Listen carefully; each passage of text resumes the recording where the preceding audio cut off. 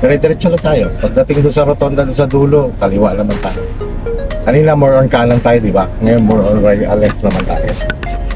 Tinatako namin itong kalsadang tinatawag na Tagaytay Nasugbu Road, no? Yung kalsadang ito may encounter mo na bulubundukin, yung pag-along-galo ng kalsada. Mga ganyan, umu-overtake na ganyan, hayaan mo lang makula sila.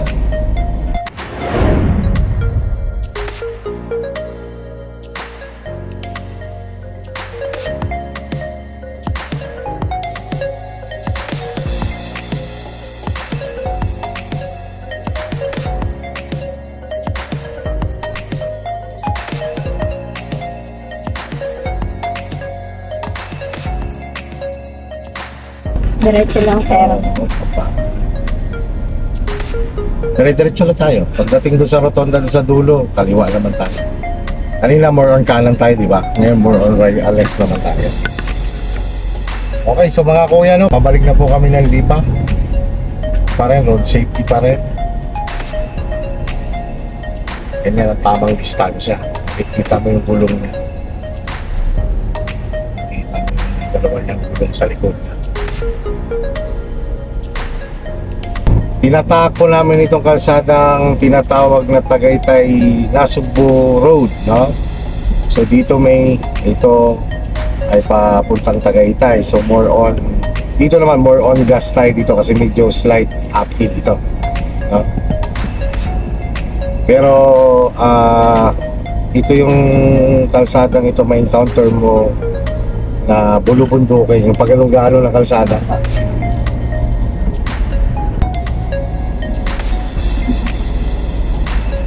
Mga ganyan, umu-overtake na ganyan, hayaan mo lang makula sila. Gas up ikaw, gas up. Gas up, huwag ka pabaya sa gas. Basta pag o-overtake ka, more power.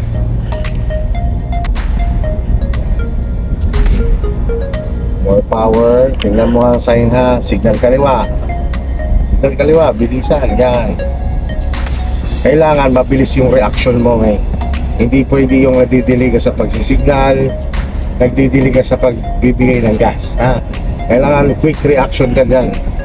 Yung mga defensive driving pag ikaw yung overtake. Katulad yan, wag kang overtake dyan na hindi mo natatanaw yung malayo yung kalsada, di ba? Yan. Ito yung sinasabi kong bulubundukin na kalsada.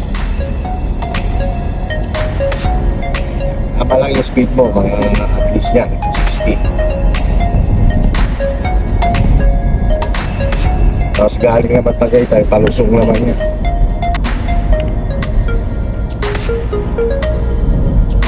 Dito sa gabi, maganda ditong gawa ng ilaw ng kalsada.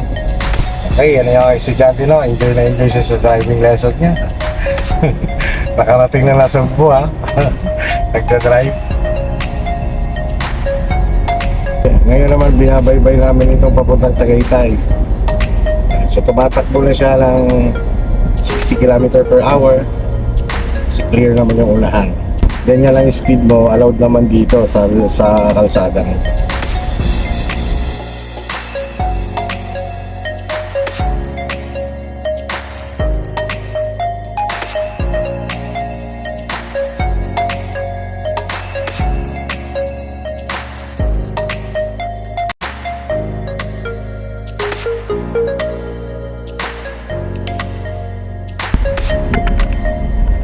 Basta pagka may natanaw kang pedestrian, may tao man yan na wala, ang una mong gagawin, slow down. Okay, go straight ka na.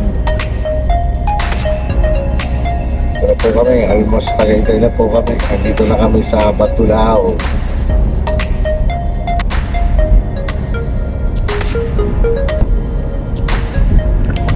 Busina. Kasi sumisignal siya, confusing kasi sumisignal na, tumitingin pa sa kaliwa, di ba? Kaya ganyan, pakikirap naman. Okay, so enjoy naman ang aming driving lesson, no? Punta ka niya sa sasakyan. Hindi ka naman napapagod, May, o ng nanay. Ha? Relax. Okay. Relax, focus, concentrate. Presence of mind. Yan.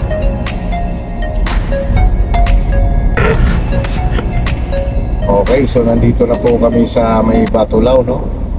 Katulad niya, control na ikaw. Bitaw lang muna yan. Tama yan, nakahabang ang paa mo kay brake. Yan, kasi medyo curve siya. Kailangan kontrolin mo yung pagliko mo. Oh, galing. Okay po, nandito na po kami sa part na ito ng Alfonso. Sa may malapit sa Tagaytay. Kami siya tumikit dito sa truck.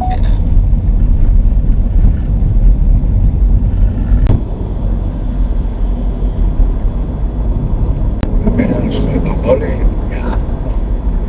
Basta pagka medyo downhill, nakaramdaman mo na bumubulusok siya. Huwag ka magagigas dyan. Hopefully, na wala pang traffic.